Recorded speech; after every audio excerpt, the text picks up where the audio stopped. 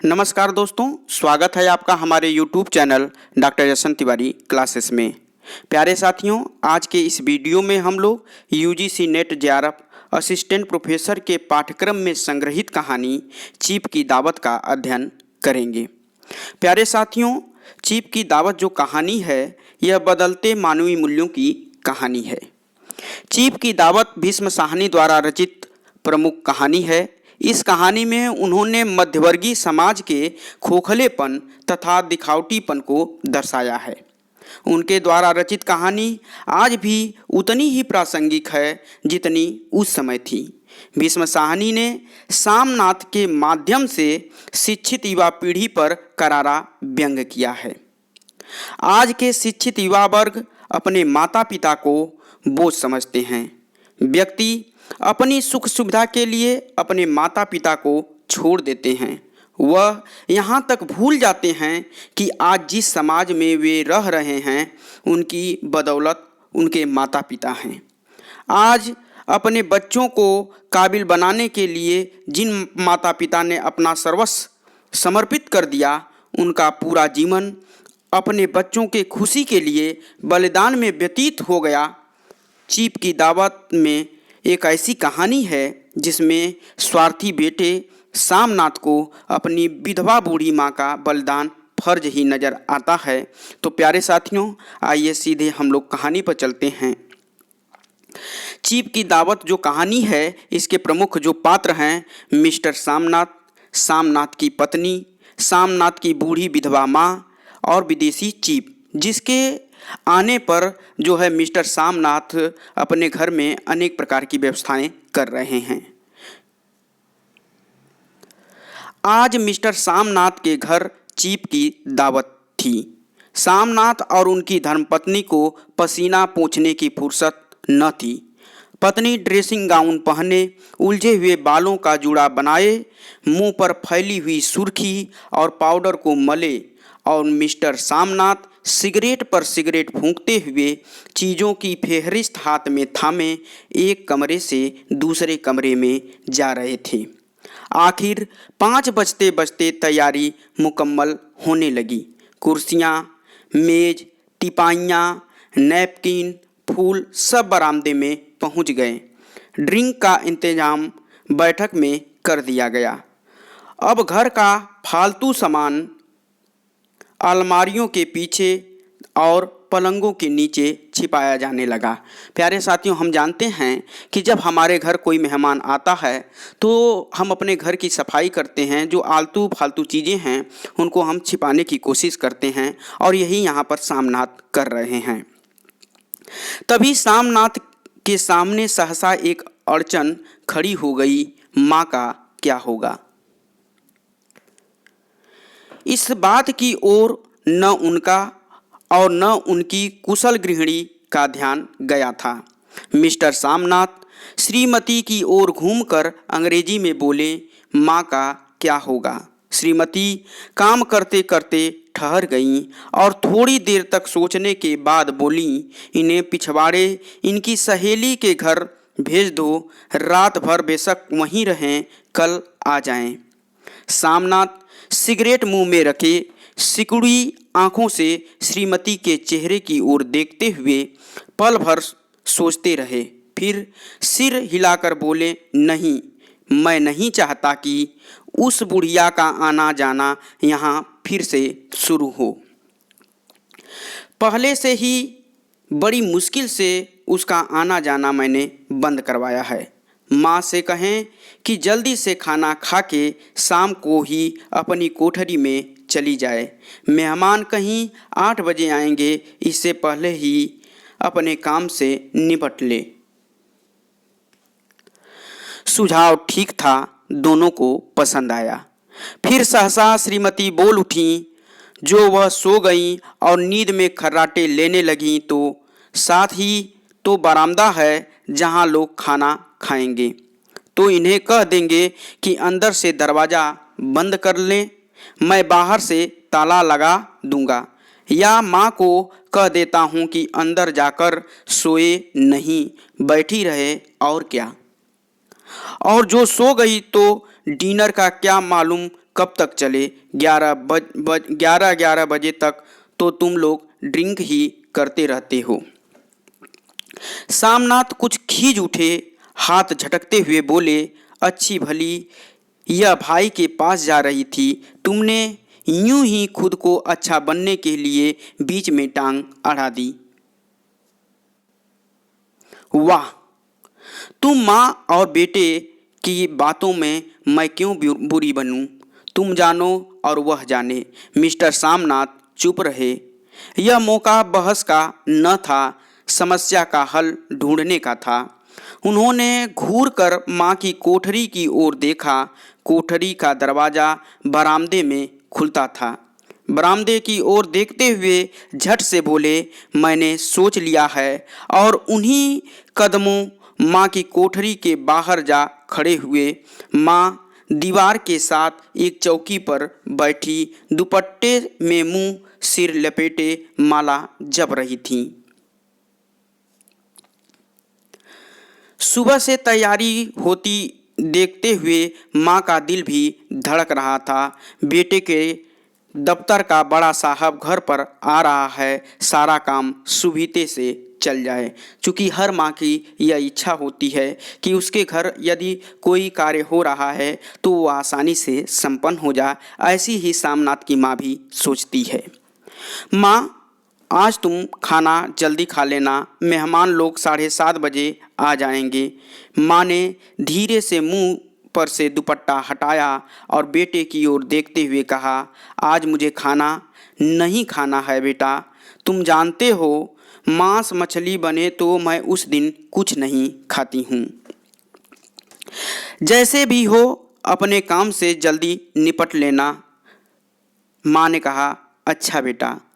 और माँ, हम लोग पहले बैठक में बैठेंगे, उतनी देर तुम यहाँ बरामदे में बैठना, फिर जब हम यहाँ आ जाएं तो तुम गुसल खाने के रास्ते बैठक में चली जाना।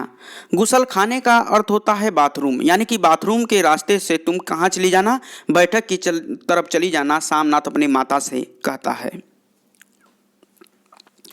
माँ अवाक बेटे का चेहरा देखने लगी। जैसे ही उसका बेटा बोलता है, माँ चुप होकर उसके चेहरे को देखने लगती है। फिर धीरे से बोली, अच्छा बेटा। और माँ, आज जल्दी सो नहीं जाना, तुम्हारे खर्राटे की आवाज़ दूर तक जाती है। माँ लज्जित सी आवाज़ में बोली, क्या करूँ बेटा, मेरे बस की बात नहीं है। जब से बीमारी से उठी हूँ, नाक से सांस नहीं ले सकती। मिस्टर सामनाथ ने इंतजाम तो कर दिया, फिर भी उनकी उधेड़ बुन खत्म नहीं हुई। जो चीप अचानक उधर आ निकला तो 8-10 मेहमान होंगे, देसी अफसर, उनकी स्त्रियां होंगी। कोई भी गुसल खाने की तरफ जा सकता है। क्षोभ और क्रोध में वह झुझलाने लगे। एक कुर्सी को उठाकर बरामदे में कोठरी के बाहर रखते हुए बोले, आओ माँ, इस पर जरा बैठो तो। माँ माला संभालती, पल्ला ठीक करती उठी और धीरे से कुर्सी पर आकर बैठ गई। यूं ही नहीं माँ, टांगे ऊपर चढ़ाकर नहीं बैठते, यह खाट नहीं है। सामनाथ अपनी माता को समझाता है कि माँ, कुर्सी पर दोनों पैर रखकर नहीं बैठते हैं, यह खाट नहीं है। माँ ने टांगे नीचे उतार ली और खुदा के वास्ते नंगे पांव नहीं घूमना, न ही वह खड़ाऊँ पहन कर सामने आना। किसी दिन तुम्हारा वह यह खड़ाऊँ उठाकर मैं बाहर फेंक दूंगा। माँ चुप रही। कपड़े कौन सी से पहनोगी माँ? सामनाथ अपनी माँ से पूछता है कि कपड़े कौन सी पहनोगी माँ? जो है वही पहनूंगी बेटा, जो कहो पहन लूँ। मिस्टर सामनाथ सिगरेट मुंह में रखे, फिर अधखुली आंखों से माँ की ओर देखने लगे और माँ के कपड़ों की सोचने लगे। सामनाथ हर बात में तरतीब चाहते थे। घर का सब संचालन उनके अपने हाथ में था। खूंटियाँ कमरों में कहाँ लगाई जाएं, बिस्तर कहाँ पर बिछे, किस रंग के पर्दे लगाए जाएं, श्रीमती कौन सी साड़ी पहने, मेज किस साइज की हो। सामनाथ को चिंता थी कि अगर चीफ का साक्षात माँ से हो गया तो कहीं लज्जित नहीं होना पड़े। माँ को सिर से पांव तक देखते हुए बोले, तुम सफ़ेद कमीज और सफ़ेद सलवार पहन लो। माँ पहन के आओ तो जरा देखूं। सामनाथ कहते हैं कि हे माँ, तुम जो है सफ़ेद कमीज और सफ़ेद सलवार पहन कर आओ और ज़रा मैं देखूं कैसी लग रही हो।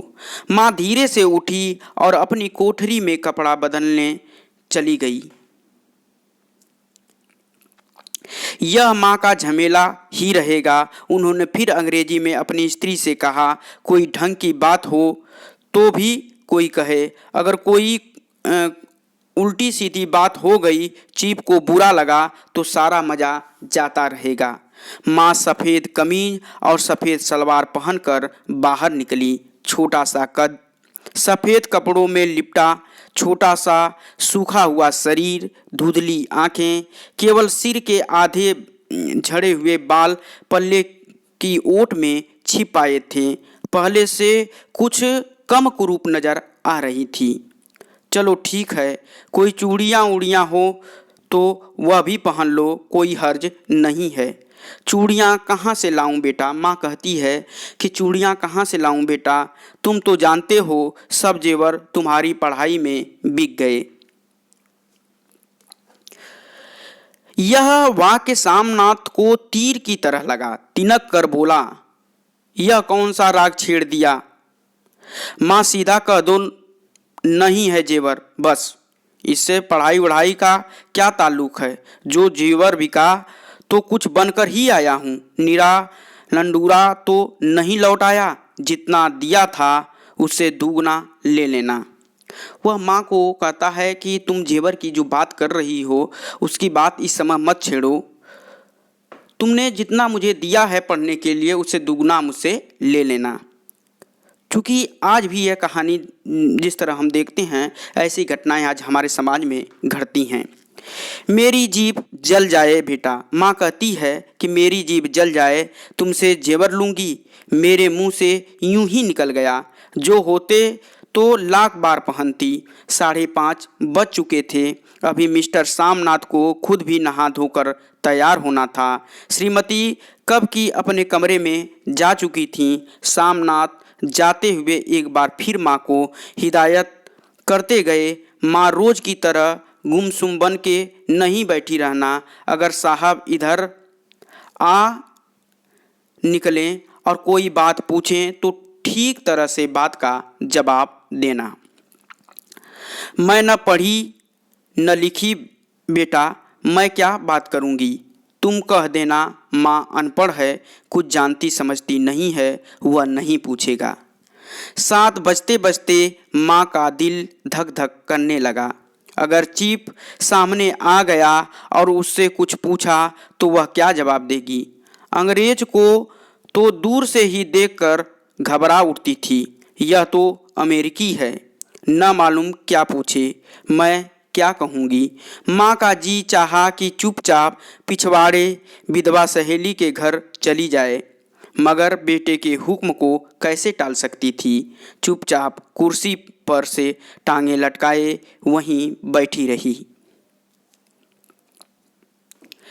एक कामयाब पार्टी वह है जिसमें ड्रिंक कामयाबी से चल जाए। सामनाथ की पार्टी सफलता के शिखर को चूमने लगी। वार्तालाप उसी रव में बह रहा था जिस रव में गिलास भरे जा रहे थे। कहीं कोई रुकावट न थी, कोई अड़चन न थी। साहब को विस्की पसंद आई थी, मैम साहब को पर्दे पसंद आए थे, सोफ़ा कवर का डिज़ाइन पसंद आया था, कमरे की सजावट पसंद आई थी। इससे बढ़कर क्या चाहिए? साहब तो ड्रिंक के दूसरे दौर में ही चुटकुले और कहानियाँ कहने लगे थे। दफ्तर में जितना रोब रखते थे यहाँ पर उतने ही दोस्त परवर हो रहे थे। और उनकी स्त्री काला गाउन पहने, गले में सफ़ेद मोतियों के हार, सेंट और पाउडर की महक से ओत-प्रोत कमरे में बैठी सभी देसी स्त्रियों की आराधना का केंद्र बनी हुई थी। बात बात पर हंसती, बात बात पर सिर हिलाती और सामनाथ की स्त्री से तो ऐसे बातें कर रही थी जैसे उनकी पुरानी सहेली हो। और इसी रौ में पीते पिलाते 10:30 बज गए। वक्त गुजरते पता ही न चला। आखिर सब लोग अपने अपने गिलासों में से आखिरी घूंट पीकर खाना खाने के लिए उठे और बैठक के बाहर निकले। आगे आगे सामनाथ रास्ता दिखाते हुए, पीछे चीप और दूसरे मेहमान। बरामदे में पहुंचते ही सामनाथ सहसा ठिठक गए। जो दृश्य उन्होंने देखा उससे उनकी टांगें लड़खड़ा गईं और क्षण भर में सारा नशा हिरन होने लगा। बरामदे में ऐन कोठरी के बाहर माँ अपनी कुर्सी पर ज्यों की त्यों बैठी थी, मगर दोनों पांव कुर्सी के सीट पर रखे हुए और सिर दाएं से बाएं और बाएं से दाएं झूल रहा था और मुंह में से लगातार गहरे खर्राटे की आवाज़ें आ रही थीं। जब सिर कुछ देर के लिए टेढ़ा होकर एक तरफ को थम जाता तो खर्राटे और भी गहरे हो उठते और फिर जब झटके से नींद टूटती तो सिर फिर दाएं से बाएं झूलने लगता। पल्ला सिर पर से खिसक आया था और माँ के झरे हुए बाल आधे गंजे सिर पर अस्त व्यस्त बिखर रहे थे। देखते ही सामनाथ क्रुद्ध हो उठे। जी चाहा कि माँ को धक्का देकर उठा दे और उन्हें कोठरी में ढकेल दे, मगर ऐसा करना संभव न था। चीप और बाकी मेहमान पास खड़े थे। माँ को देखते ही देसी अफसरों की कुछ स्त्रियां हंस दीं कि इतने में चीप ने धीरे से कहा, पुअर डियर। माँ हड़बड़ाकर उठ बैठी। सामने खड़े इतने लोगों को देखकर ऐसी घबराई कि कुछ कहते न बना। झट से पल्ला सिर पर रखती हुई खड़ी हो गई और जमीन को देखने लगी। उसके पांव लड़खड़ाने लगे और हाथों की उंगलियां थर थर कांपने लगीं। माँ, तुम जाके सो जाओ। तुम क्यों इतनी देर तक जाग रही थी? और खिसियाई हुई नज़रों से सामनाथ चीप के मुंह की ओर देखने लगे। चीप के चेहरे पे मुस्कुराहट थी। वह वहीं खड़े खड़े बोले, नमस्ते। माँ ने झिझकते हुए अपने में सिमटते हुए दोनों हाथ जोड़े, मगर एक हाथ दुपट्टे के अंदर माला को पकड़े हुए था और दूसरा बाहर ठीक तरह से नमस्ते भी न कर पाई। सामनाथ इस पर और भी खिन्न हो उठे। इतने में चीप ने अपना दायां हाथ मिलाने के लिए माँ के आगे किया। माँ और भी घबरा उठी। माँ, हाथ मिलाओ। सामनाथ कहता है कि माँ हाथ मिलाओ, पर हाथ कैसे मिलाती? दाएं हाथ में तो माला थी। घबराहट में माँ ने बायां हाथ ही साहब के दाएं हाथ में रख दिया। सामनाथ दिल ही दिल में जल उठे। देसी अफसरों की स्त्रियां खिलखिलाकर हंस पड़ी। यूं ही नहीं माँ, तुम तो जानती हो दायां हाथ मिलाया जाता है, दायां हाथ मिलाओ। मगर तब तक चीप माँ का बायां हाथ ही बार बार हिलाकर कह रहे थे, how do you do. Samnath अपने माँ से कहो माँ, मैं ठीक हूँ, खैरियत से हूँ। सामनाथ अपने माँ से कहता है कि कहो माँ, मैं ठीक हूँ और खैरियत से हूँ। माँ कुछ बड़बड़ाई। माँ कहती है, मैं ठीक हूँ, कहो माँ, हाउ डू यू डू। माँ धीरे से सकचाते हुए बोली, हाउ डू डू। एक बार फिर कहकहा उठा। वातावरण हल्का होने लगा। साहब ने स्थिति संभाल ली थी। लोग हंसने चहकने लगे थे। सामनाथ के मन का क्षोभ भी कुछ कुछ कम होने लगा था। साहब अपने हाथ में माँ का हाथ अब भी पकड़े हुए थे और माँ सिकुड़ी जा रही थी। साहब के मुंह से शराब की बू आ रही थी। सामनाथ अंग्रेजी में बोले, मेरी माँ गांव की रहने वाली है, उम्र भर गांव में रही है, इसलिए आपसे लजाती है। साहब इस पर खुश नजर आए, बोले, सच? मुझे गांव के लोग बहुत पसंद हैं। तब तो तुम्हारी माँ गांव के गीत और नाच भी जानती होगी। चीफ खुशी से सिर हिलाते हुए माँ को टकटकी बांधे देखने लगे। माँ सामनाथ अपने माँ से कहता है कि माँ, साहब कहते हैं कोई गाना सुनाओ, कोई पुराना गीत, तुम्हें तो कितने ही याद होंगे। माँ धीरे से बोली, मैं क्या गाऊंगी बेटा, मैंने कब गाया है। वाह माँ, मेहमान का कहा भी कोई टालता है। साहब ने इतना रीझ से कहा है, नहीं गाओगी तो साहब बुरा मानेंगे।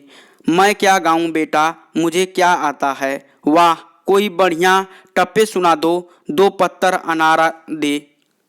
देसी अफसर और उनकी स्त्रियों ने इस सुझाव पर तालियां पीटी। माँ कभी दीन दृष्टि से बेटे के चेहरे को देखती, कभी पास खड़ी बहू के चेहरे को। इतने में बेटे ने गंभीर आदेश भरे लहजे में कहा, माँ। इसके बाद हाँ या ना सवाल ही न उठता था। माँ बैठ गई और क्षीण दुर्बल लजाती आवाज में एक पुराना विवाह गीत गाने लगी।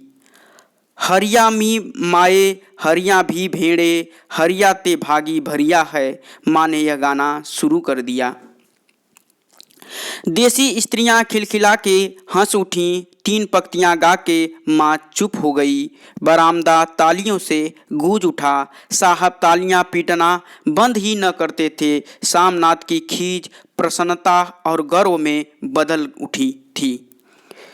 माँ ने पार्टी में नया रंग भर दिया था। तालियां थमने पर साहब बोले, पंजाब के गांवों की दस्तकारी क्या है। सामनाथ खुशी से झूम रहे थे, बोले, ओ बहुत कुछ है साहब। मैं आपको एक सेट उन चीज़ों का भेंट करूंगा, आप उन्हें देखकर खुश होंगे। मगर साहब ने सिर हिलाकर अंग्रेजी में फिर पूछा, नहीं, मैं दुकानों की चीज नहीं मांगता। पंजाबियों के घरों में क्या बनता है, औरतें खुद क्या बनाती हैं। सामनाथ कुछ सोचते हुए बोले, लड़कियां गुड़ियां बनाती हैं और फुलकारियां बनाती हैं। साहब पूछते हैं कि फुलकारी क्या है। सामनाथ फुलकारी का मतलब समझाने की असफल चेष्टा करने के बाद माँ को बोले, क्यों माँ, कोई पुरानी फुलकारी घर में है। माँ चुपचाप अंदर गई और अपनी पुरानी फुलकारी उठा लाई। साहब बड़े रुचि से फुलकारी देखने लगे। पुरानी फुलकारी थी, जगह जगह से उसके धागे टूट रहे थे और कपड़ा फटने लगा था। साहब की रुचि को देखकर सामनाथ बोले, यह फटी हुई है साहब, मैं आपको नई बनवा दूंगा। माँ बना देगी। क्यों माँ, साहब को फुलकारी बहुत पसंद है, इन्हें ऐसी ही एक फुलकारी बना दोगी ना। माँ चुप रही, फिर डरते डरते धीरे से बोली, अब मेरी नज़र कहाँ है बेटा, बूढ़ी आंखें क्या देखेंगी। मगर माँ का वाक्य बीच में तोड़ते हुए सामनाथ साहब से बोले, वह जरूर बना देगी, आप उसे देखकर खुश होंगे। साहब ने सिर हिलाया, धन्यवाद किया और हल्के हल्के झूमते हुए खाने की मेज की ओर बढ़ गए। बाकी मेहमान भी उनके पीछे पीछे हो लिए। जब मेहमान बैठ गए और माँ पर से सबकी आंखें हट गईं, तो माँ धीरे से कुर्सी पर से उठी और सबसे नजरें बचाती हुई अपनी कोठरी में चली गई। मगर कोठरी में बैठने की देर थी कि आंखों में छल छल आंसू बहने लगे। वह दुपट्टे से बार बार उन्हें पोंछती, पर वह बार बार उमड़ आते जैसे बरसों का बांध टूटकर उमड़ आए हों। माँ ने बहुतेरा दिल को समझाया, हाथ जोड़े, भगवान का नाम लिया, बेटे की चिरायु होने की प्रार्थना की, बार बार आंखें बंद की, मगर आंसू बरसात के पानी की तरह जैसे थमने में ही न आते थे। आधी रात का वक्त होगा। मेहमान खाना खाकर एक एक करके जा चुके थे। माँ दीवार से सट कर बैठी आंखें फाड़े दीवार को देखे जा रही थी। घर के वातावरण में तनाव ढीला पड़ चुका था। मोहल्ले की निस्तब्धता सामनाथ के घर भी छा चुकी थी। केवल रसोई में प्लेटों के खनखने की आवाज़ आ रही थी। तभी सहसा माँ की कोठरी का दरवाज़ा जोर से खटकने लगा। माँ, दरवाज़ा खोलो। माँ का दिल बैठ गया। हड़बड़ाकर उठ बैठी। क्या मुझसे फिर कोई भूल हो गई? माँ कितनी देर से अपने आप को कोस रही थी कि क्यों उन्हें नींद आ गई, क्यों वह ऊँघने लगी। क्या बेटे ने अभी तक क्षमा नहीं किया? माँ उठी और कांपते हाथों से दरवाज़ा खोल दिया। दरवाज़ा खुलते ही सामनाथ झूमते हुए आगे बढ़ाए और माँ को आलिंगन में भर लिया। ओ मम्मी, तुमने आज तो रंग ला दिया। साहब तुमसे इतना खुश हुआ कि क्या कहूँ। वो अम्मी अम्मी। माँ की छोटी सी काया सिमट कर बेटे के आलिंगन में छिप गई। माँ की आंखों से फिर आंसू आ गए। उन्हें पोंछती हुई धीरे से बोली, बेटा तुम मुझे हरिद्वार भेज दो, मैं कब से कह रही हूँ। सामनाथ का झूमना सहसा बंद हो गया और उनकी परेशानी पर फिर तनाव के बल पड़ने लगे। उनकी बाहें माँ के शरीर पर से हट आई। क्या कहा माँ? सामनाथ अपने माँ से पूछता है कि क्या कहा माँ? यह कौन सा राग तुमने फिर छेड़ दिया? सामनाथ का क्रोध बढ़ने लगा था। बोलते गए, तुम मुझे बदनाम करना चाहती हो ताकि दुनिया कहे कि बेटा माँ को अपने पास नहीं रख सकता। नहीं बेटा, अब तुम अपने बहू के साथ जैसा मन चाहे रहो। मैंने अपना खा पहन लिया। अब यहाँ क्या करूँगी? जो थोड़े दिन जिंदगानी के बाकी हैं, भगवान का नाम लूँगी। तुम मुझे हरिद्वार भेज दो। तुम चली जाओगी तो पुलकारी कौन बनाएगा? साहब से तुम्हारे सामने ही पुलकारी देने का इकरार किया है। मेरी आंखें अब नहीं हैं बेटा। माँ कहती है कि मेरी आंखें अब नहीं हैं बेटा जो पुलकारी बना सकूं। तुम कहीं और से बनवा लो, बनी बनाई ले लो। माँ, बेटा माँ से कहता है कि माँ तुम मुझे धोखा देकर यूं ही चली जाओगी, मेरा बनता काम बिगाड़ोगी। जानती नहीं, साहब खुश होगा तो मुझे तरक्की मिलेगी। माँ चुप हो गई। फिर बेटे के मुंह की ओर देखती हुई बोली, क्या तेरी तरक्की होगी? क्या साहब तेरी तरक्की कर देगा? क्या उसने कुछ कहा है? कहा नहीं, मगर देखती नहीं कितना खुश गया है। कहता था जब तेरी माँ पुलकारी बनाना शुरू कर देगी तो मैं देखने आऊँगा कि कैसे बनाती है। जो साहब खुश हो गया तो मुझे इससे भी बड़ी नौकरी भी मिल सकती है। मैं बड़ा अफसर बन सकता हूँ। माँ के चेहरे का रंग बदलने लगा। धीरे धीरे उनकी झुर्रियाँ भरा मुंह खिलने लगा। आंखों में हल्की हल्की चमक आने लगी। तो तेरी तरक्की होगी बेटा। तरक्की यूं ही हो जाएगी। साहब को खुश रखूँगा तो कुछ करेगा, वरना उसकी खिदमत करने वाले और भी हैं। तो मैं बना दूंगी बेटा, जैसे बन पड़ेगा बना दूंगी। जैसे माँ जानती है कि इस पुलकारी बनाने से जब उसके साहब खुश हो जाएंगे तो निश्चित रूप से मेरे बेटे की जब तरक्की हो जाएगी, तो इस आशा से माँ जो है उस पुलकारी को बनाने के लिए स्वीकार कर लेती है। और माँ दिल ही दिल में फिर बेटे के उज्जवल भविष्य की कामना करने लगी। और मिस्टर सामनाथ, अब सो जाओ माँ, कहते हुए तनिक लड़खड़ाते हुए अपने कमरे की ओर घूम गए। प्यारे साथियों, यह जो कहानी है, भीष्म साहनी ने चीफ की दावत कहानी में युवा पीढ़ी के संवेदनशील व्यवहार को चित्रित किया है। वे सामाजिक यथार्थ से जुड़े हुए कथाकार हैं जिन्होंने सामनाथ के माध्यम से शिक्षित वर्ग के अशिक्षित आचरण को इस कहानी में दर्शाया है तथा स्वार्थी बेटे की स्वार्थी भावनाओं को कहानी के माध्यम से उजागर करने का प्रयास किया है। उन्होंने युवा पीढ़ी को यह एहसास दिलाने की कोशिश की है कि हमें रिश्तों की पवित्रता को नहीं भूलना चाहिए, अपने घर में बुजुर्गों के प्रति लगाव रखना चाहिए, उनका आदर करना चाहिए, उनका सम्मान करना चाहिए, उन्हें बोझ समझकर नहीं बल्कि अपनेपन की भावना से उन्हें रखना चाहिए। तो प्यारे दोस्तों, आज के इस वीडियो में हम लोग जो है भीष्म साहनी द्वारा रचित कहानी चिप की दावत का अध्ययन किए। अब अगले वीडियो में जो आपके पाठ्यक्रम आपके पाठ्यक्रम जो है नेट जेआरएफ और असिस्टेंट प्रोफेसर में एक और अलग नई कहानी लेकर आपके सामने उपस्थित होंगे। आज बस इतना ही। यदि आज का यह वीडियो आपको पसंद आया हो तो इसे लाइक और शेयर करिएगा। धन्यवाद।